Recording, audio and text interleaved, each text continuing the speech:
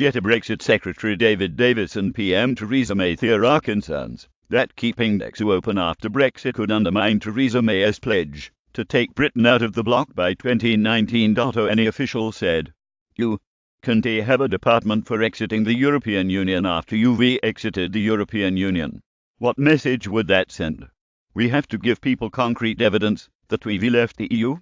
That has to happen as soon as we've left.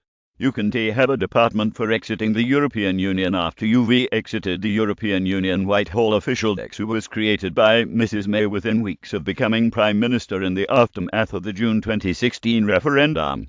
It oversees the passage of Brexit legislation through Parliament and coordinates with the UK's representation in Brussels, which reports to the Foreign Office, and with the Europe unit within the Cabinet Office. Several Whitehall officials, including Downing Street advisers, believe the department should be absorbed by a beefed-up Foreign Office as a way of demonstrating Britain's departure from the EU. Others believe a simple rebranding exercise would suffice, leaving DEXU in charge of the future negotiations, but under a new name. Downing Street declined to comment when asked about the proposed Whitehall reorganisation.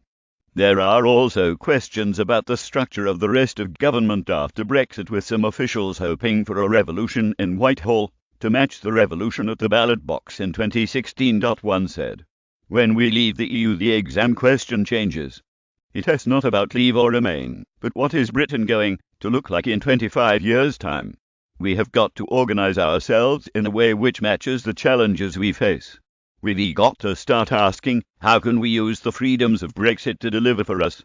Eminent Tory MP Nicholas Soames has publicly called for a new immigration department outside the Home Office, a proposal supported by a number of senior ministers and not ruled out by Number 10. After Brexit, EU citizens will no longer have the automatic right to move to the UK, placing a huge bureaucratic burden on the already overstretched Home Office, which also deals with crime, terrorism, borders and policing.